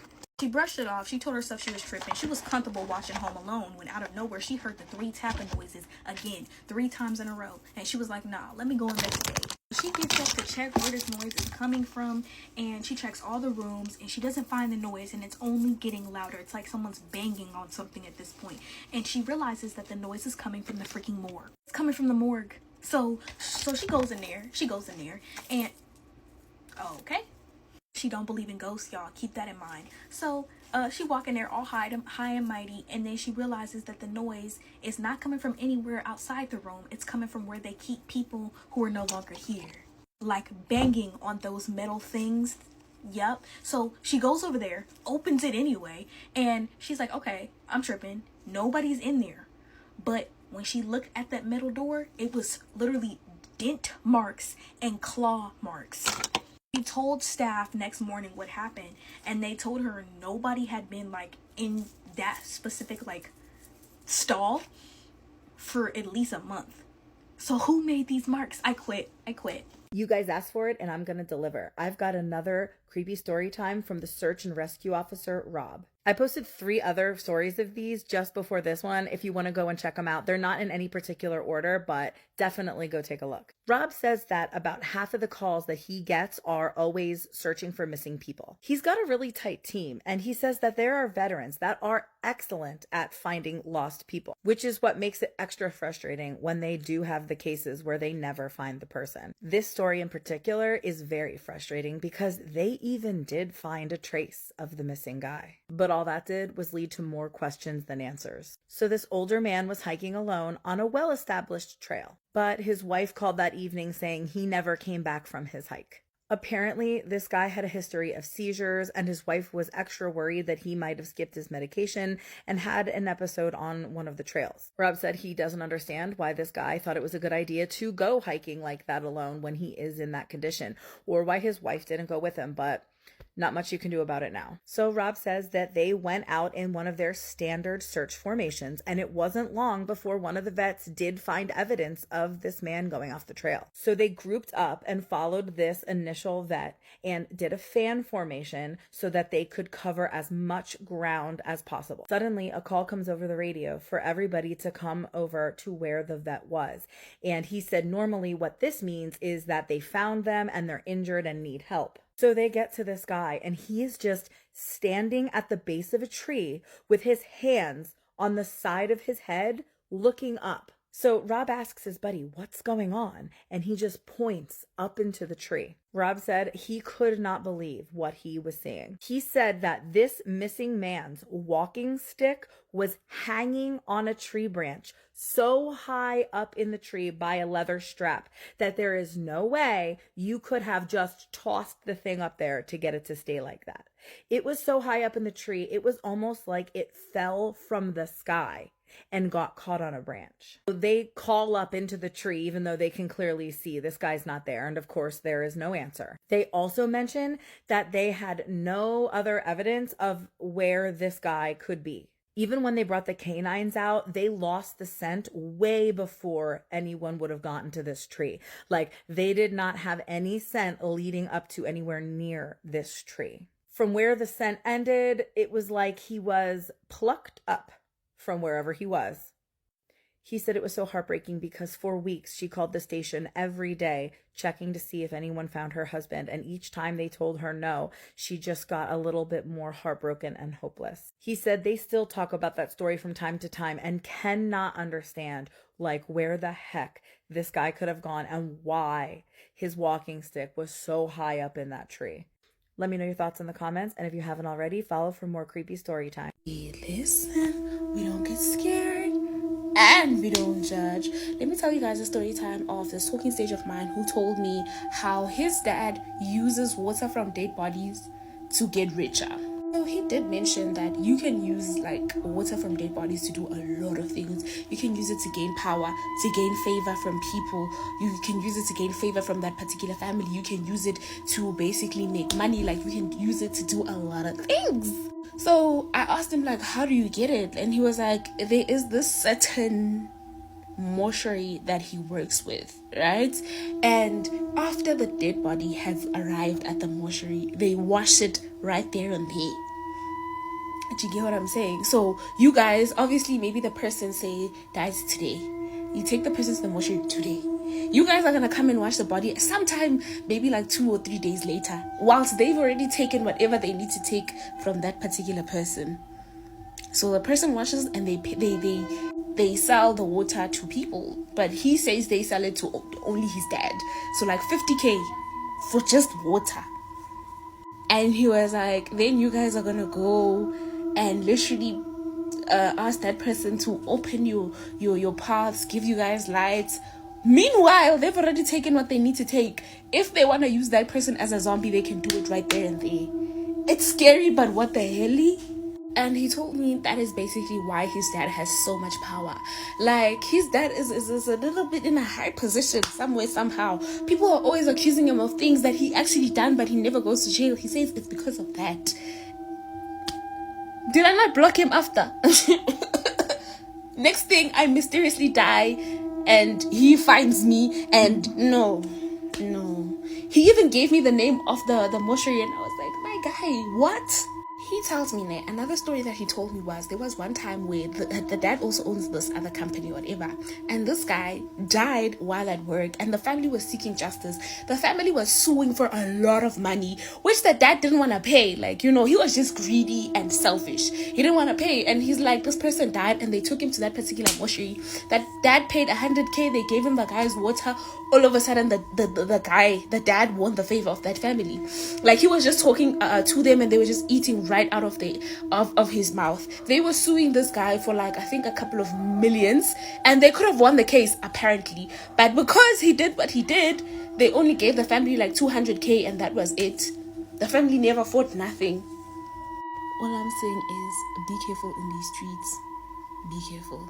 Yo, so I should have known a white lady doing anything voodoo related was gonna turn out bad, but I didn't know it was gonna turn out this bad. I am back with another spooky story. We're gonna call the person who submitted the story Sandra. So Sandra says that just know that she is a Haitian black girl. She was born in Miami and raised around people who actually respects the spirits. And she says the story that she's about to tell me is about a white woman who, well, fucked around and found out. So last year, Sandra joined a spiritual workshop in Atlanta. Meditation, energy work, breath work, all of that. Most of the people there were harmless, except for one woman. Her name We're gonna call her Shelby. So Sandra says that Shelby was one of those my ancestors were witches from the forest type of girl. She always had her essential oils. She always had her tarot decks with her. And she called every tradition beautiful while also copying it. But Sandra says that Shelby was obsessed with Haitian voodoo, like weirdly obsessed. And she kept saying things like, Haitian spirits are stronger. I want one to work with me. And I've been feeling like this particular Loa is seeking me out. Well, the instructor told Shelby that this is not how it works. But Shelby really felt like the spirits were like Pokemon cards that you can collect if you just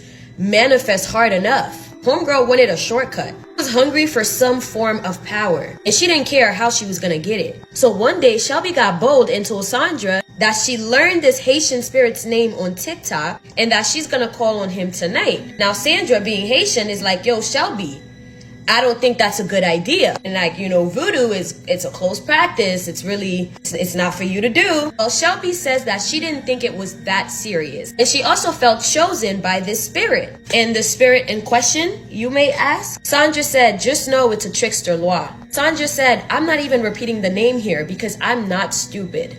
You just connect the dots. Well, Sandra told her not to play those games. Well, Shelby told her that, well, you can't gatekeep spirits. So, well, that night she went home, lit candle, mind you, colors that didn't even belong to the spirit, and tried to summon him like she saw on TikTok. She doesn't know that you don't call on a trickster, you work with one. Or a trickster works you. If they come at all, it's 100% for their entertainment. Well, Shelby did what she did and didn't really know what to expect. Well, the next week, Shelby comes into the workshop looking like she hadn't slept in days. Her eyes were swollen and her hands just kept shaking. She pulls Sandra aside and asks her, is it normal to hear laughing at night? And immediately, Sandra's like, Shelby, what did you do? Shelby says she kept dreaming of a man standing at the foot of her bed, except she couldn't see his face. Sometimes he would whistle and sometimes he would speak in a language that she didn't understand. And the creepy part, every morning she woke up with dirt on her feet. Not mud, dirt.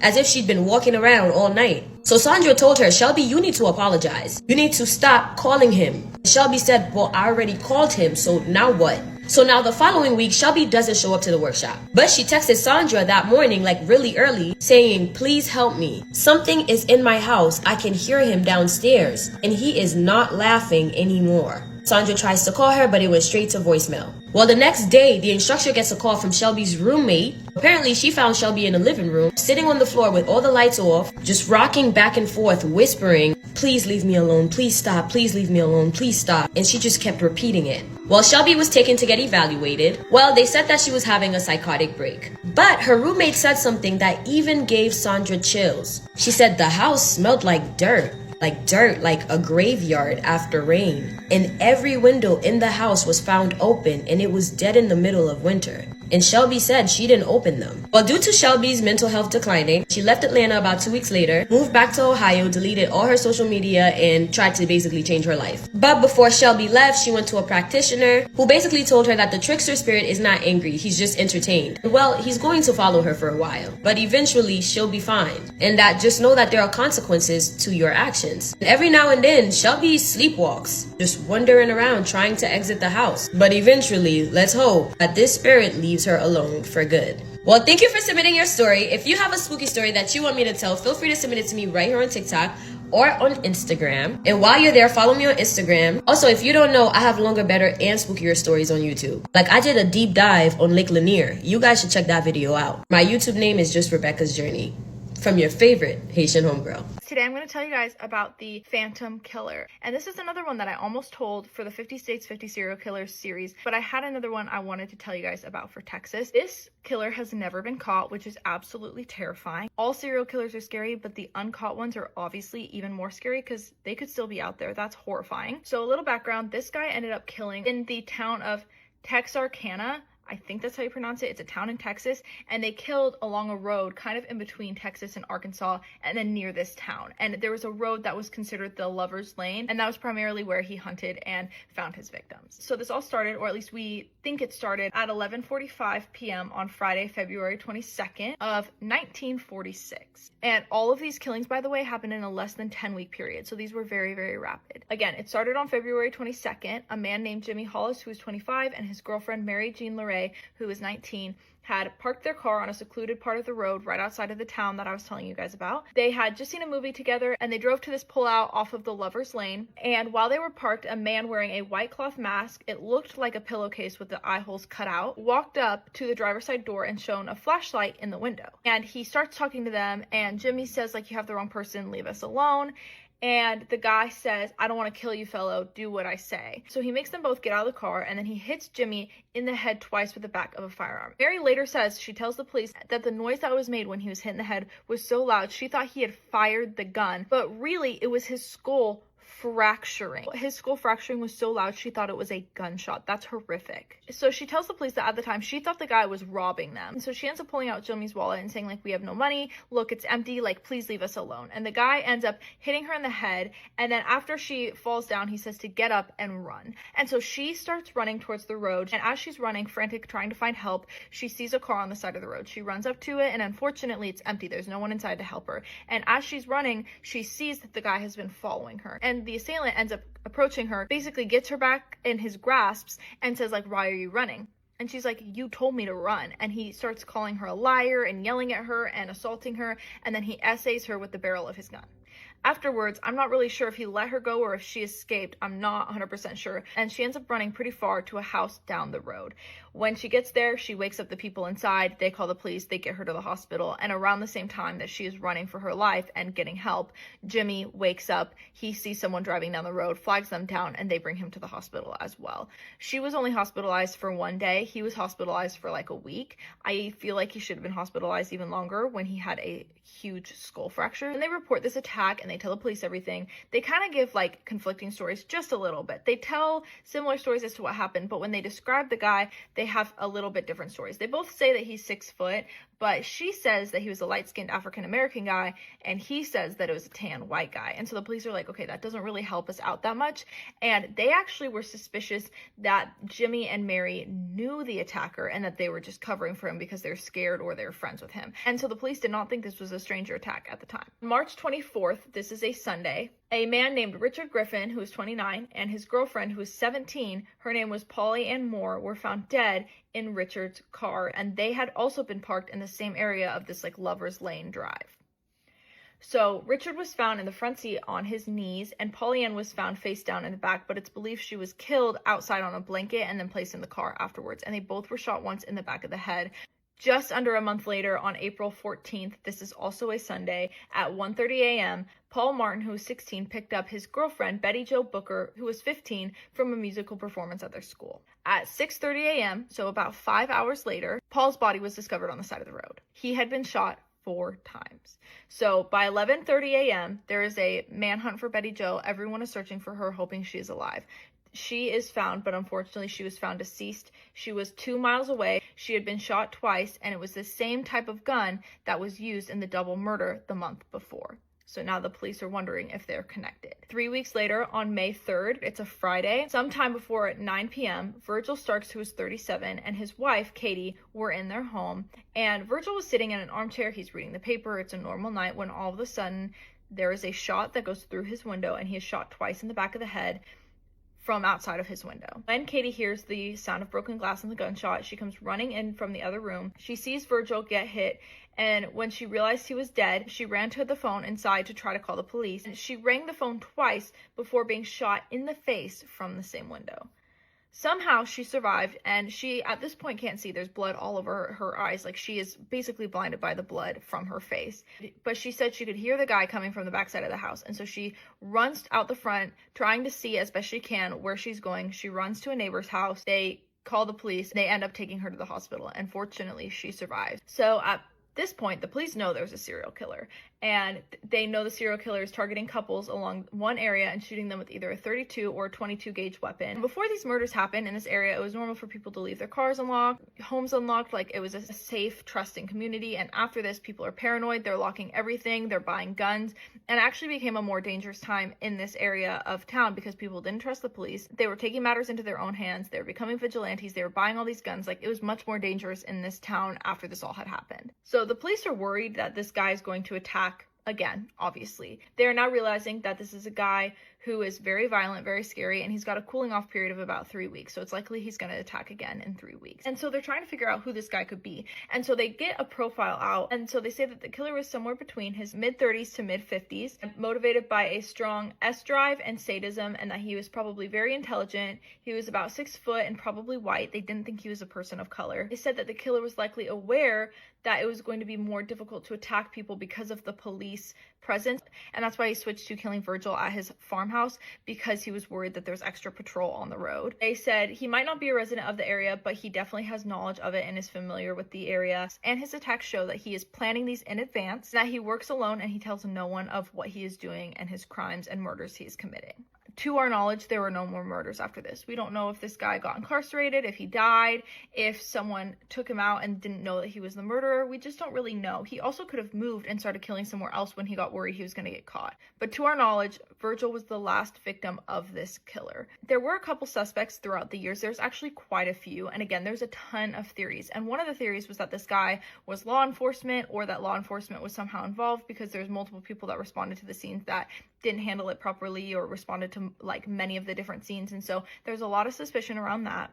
And then there's a couple different individuals that were talked about quite a bit. One was Yul Sweeney. He was a 29-year-old known car thief and counterfeiter, and some people thought it was him. Other people thought that it was a guy named Henry Booker Tennyson, who was an 18-year-old freshman at the university. He took his own life shortly after the murders occurred, and he left a cryptic letter with his body that confessed to multiple of the murders, but they were never able to fully validate that he was actually the one that killed all these people, because one of the murders he confessed to, his friend was like, there's no way he could have killed him because he was with me playing cards all night. And so it's not confirmed that this guy killed them. Another guy that was talked about a lot was a man named Ralph Bowman. He was a 21-year-old ex-Air Force machine gunner. He had previously confessed to killing 3 people in the area. They thought maybe those 3 people were 3 of the victims that I mentioned, but they later ended up ruling him out because they didn't match these victims. There are many other suspects and theories, but again, nothing has been confirmed to this day, to our knowledge, has gotten away with it. He might have been incarcerated for something else, but no one has ever been charged for these murders, and that is terrifying to think that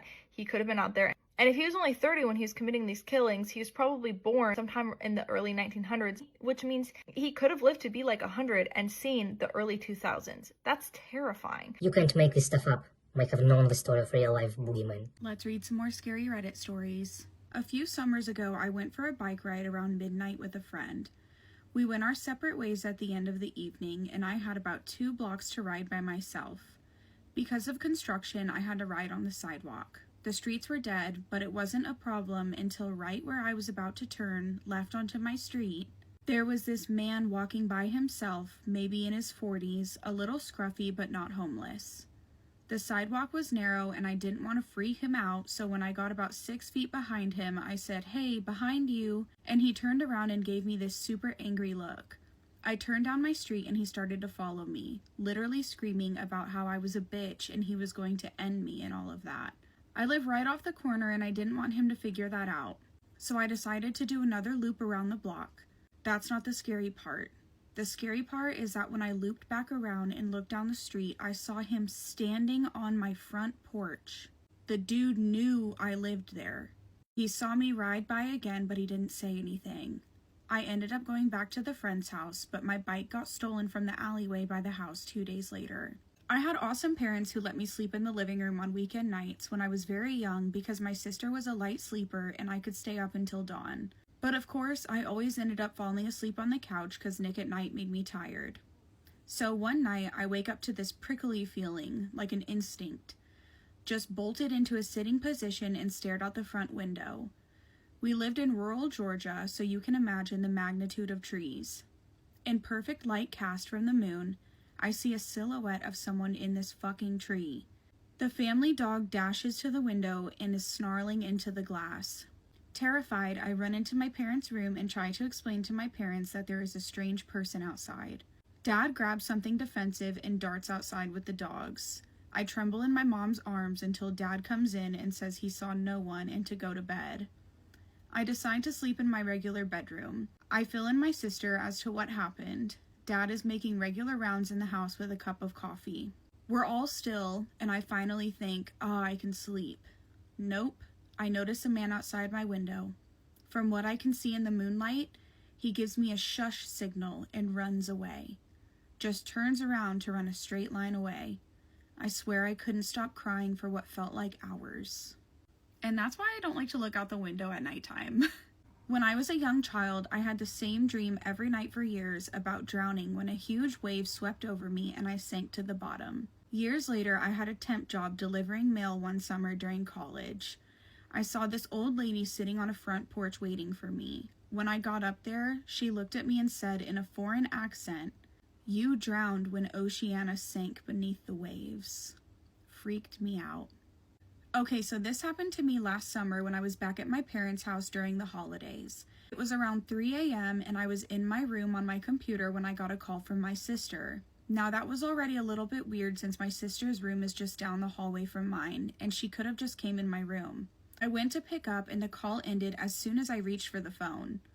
I figured that she wanted to speak with me, so I got up and went to her room.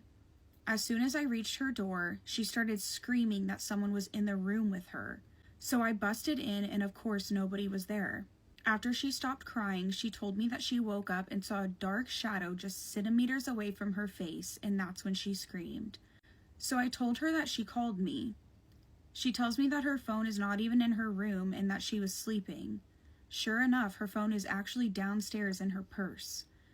The weird part is that I have a log of her call on my phone, but she doesn't. Never managed to explain this one. We were living with my grandparents at the time. In my aunt's room, there was a 2-foot-tall Victorian-style doll converted into a lamp.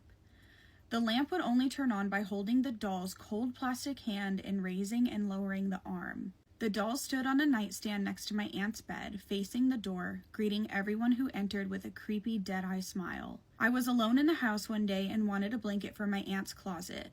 Luckily for this scaredy cat, there were 2 important factors that worked in my favor. 1, it was mid-afternoon and I wouldn't need the lamp's light.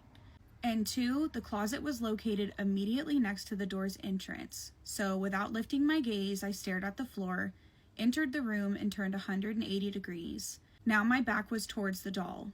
I quickly swung open the closet door and reached down for a blanket when suddenly something about the room was different, brighter.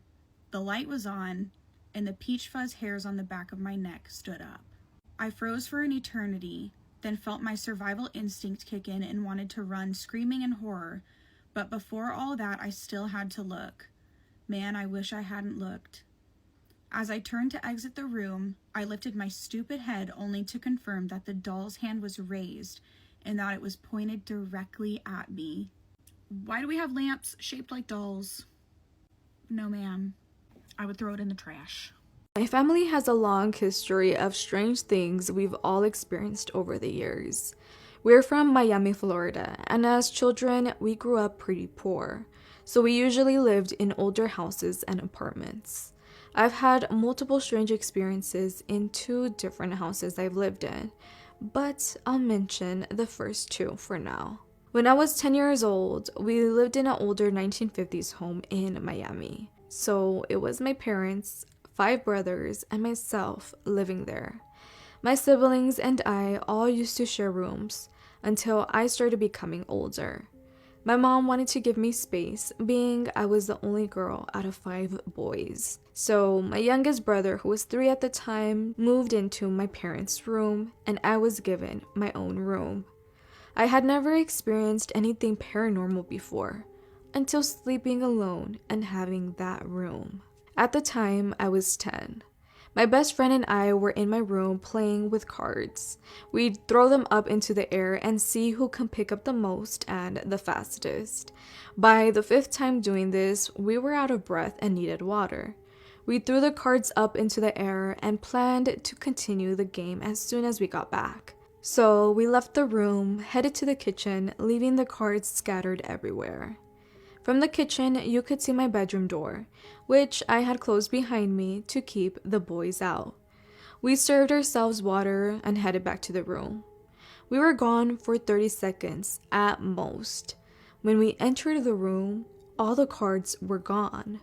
We were baffled. We had thrown them everywhere. We looked all over for them, and after a good 10 minutes, we finally found them. In my closet, neatly in a stack and tucked into a corner on the floor. We were shook. We thought it had to be one of my brothers, but none of them were home at the time except for my youngest brother, who was only 3 years old. Even if they were there, there was no way anyone could or even would walk into my room, pick up all the cards, neatly place them in order into a stack, place them in the closet, then leave without being noticed or heard in 30 seconds. We picked the deck up and checked them. All the cards were neat, upright, and stacked correctly. We decided to call it quits and play outside for the rest of the day. My second experience happened in the same room. One night, I was in bed asleep. I had a habit of always sleeping with the lights off and needing the door closed. Otherwise, I couldn't sleep. Well, I woke up feeling uneasy. I looked up and my bedroom door was wide open. All the lights in the house were off, including my bedroom. But in the doorway, I could see a very faint silhouette of someone standing there. I thought it was my oldest brother. He's a big, husky, tall guy, so that was my first assumption. But something was off. The silhouette was not solid. It was translucent and a very dark green. I could not make out any details, just solid dark green. I could only describe the silhouette as looking like the old school Frankenstein. Large, wide, square head, square shoulders, very tall, just super bizarre. But I felt like I was just seeing things and decided to try and go back to sleep. I laid back down, and just as I did, I heard as though large, heavy feet were shuffling onto the carpet. Slow, dragged out steps. I quickly got up and turned on my bedside lamp, and nothing was there. I got up, closed the door, and watched TV until it was morning. I was so creeped out and exhausted from the lack of sleep that I stayed home from school the next day. How did she send a birthday card after she was murdered? It was September 2004 in Tulsa, Oklahoma. Brittany Phillips was just 18 years old, but she had big dreams. She was a gorgeous girl who was super close with her mum, Maggie. On the 27th of the month, they had this normal chat on the phone, and both said love you at the end of the conversation. It would be the last time they'd ever say it to each other. A couple of days later, Maggie was like, how weird, I haven't heard from Brittany in a few days now, and she normally speaks to me every single day. She'd been calling, texting, but she hadn't heard a thing back. She had no idea Brittany was lying dead in her home. Maggie's whole life came crashing down just a couple of days later with a knock at the door. Stood there in the rain was a police officer, and he said to her, you need to call the Tulsa Police Department, your daughter has been murdered. Police had actually headed over to Brittany's apartment because they got a worried call off one of her friends being like, Brittany isn't answering my calls. She was like, could you just do a welfare check just to put my mind at rest? So they went over there, never expecting the horrors that they would find. After entering the apartment and creeping through the rooms, they suddenly saw 2 feet lying motionless on the ground. She had been brutally killed, essayed and strangled in her own bedroom. And one of the creepiest things about this case for me is that police said they could not be sure whether the killer was already in the apartment waiting to pounce while Brittany was on the phone to her mum, or whether they broke in after. But they did work out from the evidence at the crime scene that Brittany died shortly after that phone call, or at least between that phone call that night and the following morning. But it made no sense to Brittany's family and friends. She had absolutely no enemies. Who would want to kill this girl? She didn't even have a romantic partner or beef with any exes. There were just no suspects at all, but forensic teams did manage to collect DNA from the crime scene. Now, when they checked it on the system, there were no matches, so they were like, we need to check it against all of the locals. And 2 locals really stood out because they refused to give their DNA. Police were immediately like, right, okay, well, it's one of you 2 or both of you then. So they ended up going through a lengthy legal process to get a court order demanding that these 2 gave their DNA. But after all that effort, they weren't a match either. But the most eerie and unsettling part of this case came 20 years after the killing. Suddenly, Maggie got a call from Brittany's dad, who she was no longer with, and he was like, I need to tell you something, please don't be mad at me. He'd been looking through his belongings and found in a box a birthday card. Now, this birthday card had come from Brittany. Brittany had sent it to him, but here comes the really crazy part. The card on it had a post office stamp. This means it basically had to have been purchased at a kiosk or post office desk. And the date of the stamp was the 29th. After Brittany's believed murder date. How the hell could she have sent that card if she was lying dead in her apartment? Let me know your theories, because chillingly this case remains unsolved to this day. Weird spooky Christmas stories, and they stayed in a haunted hotel right after Christmas. So this family took a trip right after Christmas in 2018. It was a mom, a dad, and their 1-year-old daughter. They stayed in a spa hotel in a small hot springs town, a place that openly advertised itself as haunted, offering ghost tours and ghost-themed packages. The mom just thought it was a gimmick. The mom grew up in Colorado and visited places like the Stanley Hotel, and she didn't really scare easily. The town itself was quiet and worn down, built around hot springs that once believed to have healing powers. The family visited a local museum, grabbed some lunch, and then came back to their hotel.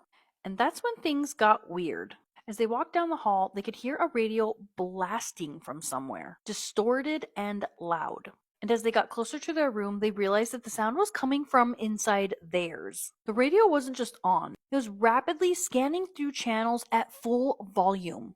Their room had been cleaned earlier, so no one should have been in there. The mom always turns the hotel alarm clocks as soon as she arrives, so this wasn't like an accidentally set timer. It made no sense. Then things got stranger the second night. Their daughter, who was normally a great sleeper, woke up screaming, red-faced, panicked, and jumping in her pack and play, like she was desperately trying to get out. Nothing calmed her. She clung to her mom all night, terrified in a way that was completely unlike her. And then came the massage. Her husband had booked her a session at the hotel spa. It was a quiet, high-end place. Staff were enforced strict silence, the kind of environment where fake ghost gimmicks would not fly. The massage therapist showed her to her room, turned on calm ocean wave music, told her to get undressed, and stepped out. As soon as this therapist left, the relaxing music suddenly changed to FM radio. The volume blasted.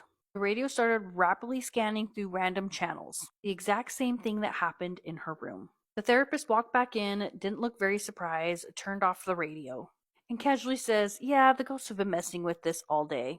Like, girl, what? I'd be like, you better not be messing with my massage.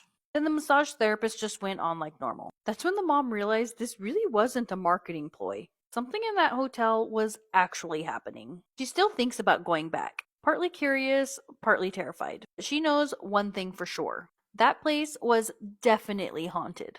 I wish I could know what hotel this was. Like, was this in California? Was this in Colorado? Like, where was this? Because I want to check it out. Let me know in the comments what you guys think, or if you think you know what hotel this is, let me know in the comments. And if you have a story like this, send it my way. These are the last known images of a man seemingly before he fell off the face of the earth. Hello, true crimerers. This is the case of Justin Gaines. Viewer discretion is advised. It was November 1st, 2007 in Duluth, Georgia. A young man would be dropped off by one of his friends here at Wild Bill's nightclub in Duluth, and the young man's family and the friends never saw him again. The young man in question was 18-year-old Justin Gaines. Justin was part of a humongous family. He was one of 8 siblings, and this is a family that is very, very close. He had a wonderful bond with his mother. Justin loved playing games and hanging out with his siblings. He loved swimming. He loved outdoors and camping. Justin always just had a good time wherever he was. 18-year-old Justin was attending what was then called Gainesville State College. But in November of 2007, he was on break from school and he would go to his family in Snellville, Georgia to visit. On November 1st, 2007, Justin would be picked up by one of his friends at some point later that night, and the friend would take him to Wild Bill's nightclub located in Duluth. The friend, unfortunately, did not have the necessary ID to get into the nightclub, but Justin, even though he's 18, did. By all accounts, he was having a really great time at the nightclub that night. There are several CCTV images of him just sort of mingling and talking to people. In every image, he seems happy. Nothing seems wrong. No one is following him. There are no signs of any kind of altercations or fights. But what you see here are the last images of Justin Gaines. He ends up leaving the bar sometime around 1:30 in the morning. And he's on the phone because he's trying to call several different friends to see if they could pick him up. But with it being, 1:30, 2 o'clock in the morning, most of the people he knew were probably asleep and didn't answer their phones. When Justin wasn't home by the following morning, his mother became very concerned and she called some of his friends. They said, I wouldn't worry about it. He kind of does that sometimes. So I'm sure he'll be back a little bit later. But he wasn't. A couple more days go by. Now the friends are calling the mom saying, okay, we haven't seen him. We don't know where he is. So his mom checks the student portal for his college to see if he turned in his paper, which he was supposed to turn in on that Monday. He didn't. And that's extremely unusual. He was always very punctual, turning in his assignments. By November 5th, they report him missing.